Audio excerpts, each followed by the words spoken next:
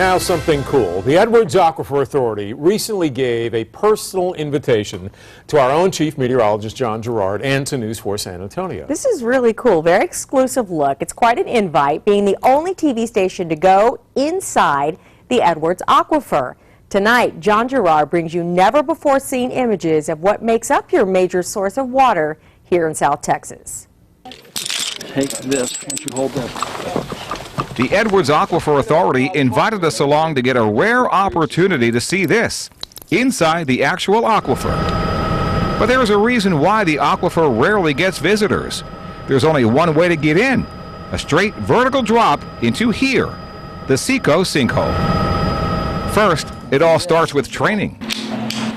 Photojournalist Mason Smith and I took a 4-hour course learning to rappel. So this is how I'm going to get out of the cave? This is how you're going to get out of the cave.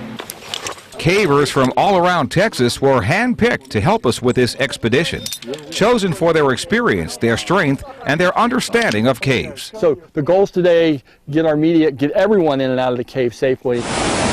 During heavy rainfall events, this is what the creek looks like. I've been out here when it did activate, and it's scary. Since it's dry now, the EAA is taking this opportunity to update their maps of the aquifer. What I'm trying to do is actually prepare a decent map. This is one of the few caves where you can actually get down and see the Edwards Aquifer.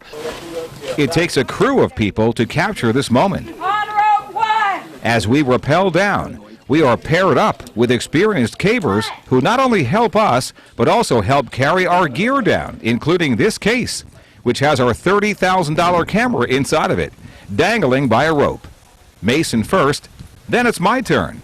And that's when my excitement turns into fear. Rappelling down for the first time in my life and praying that this one rope doesn't snap. Wow. Oh my gosh, this is amazing. I see sides of the sinkhole that are full of interconnected cavities carved out by water dissolving the limestone. I made it. We got one more to go? This one's in the dark. Don't let any more rope through. Get your feet down below you. Roughly 150 feet below the surface, we're now at the bottom of the recharge zone. Now what's happened is over geologic time, the water levels in the aquifer have dropped, and this now has gone from being a discharge point to a recharge point. And so now it takes water and puts it into the aquifer. Water that's not as crystal clear as you would think. Rain flowing through these caves and caverns winds up here, pulling soil, tree limbs, twigs, grass, all kinds of stuff along the way. Eventually, this water will make its way into the deeper portion of the aquifer. It will move much slower. The water itself will basically drop a lot of the sediment, a lot of the material, and that will give us the crystal clear water that we see from the deep portions of the aquifer. Some of the other magnificent things you can see in a cave like this, these beautiful stalactites, you can see what we call a strand line right here. What exactly is that? That's where water basically has entered the cave, and as it's recharging, it picks up some leaf debris and some organic material, sticks and dirt and that. And it basically was carried in the floodwaters where it was deposited basically in a horizontal area, and then as the water level dropped, it adhered to the formation.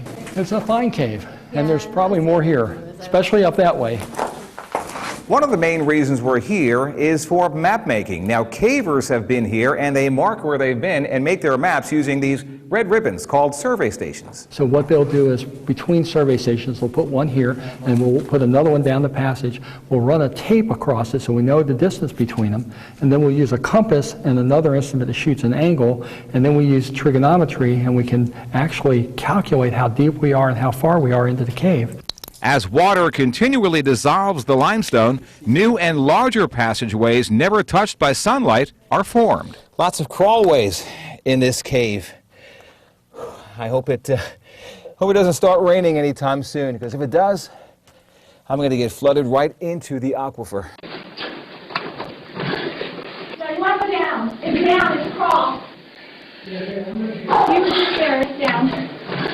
Finally, the water we've been looking for. After crawling through very, very, very tight crawlways, spaces, we finally found the payoff.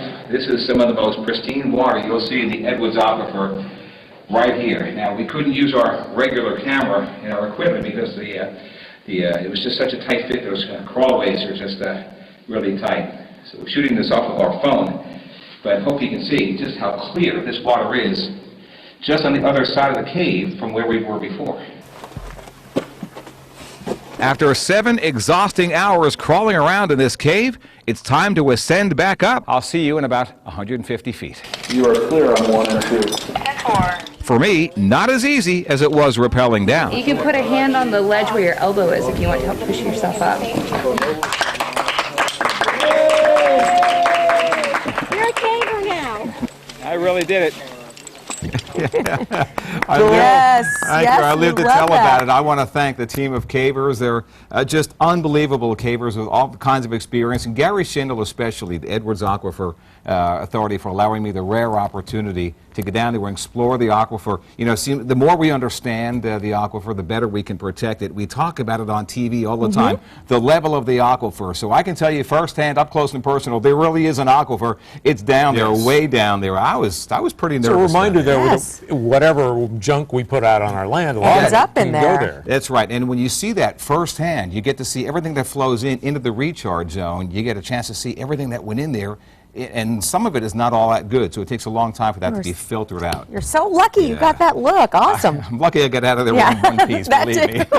I went down there twice. The first time when I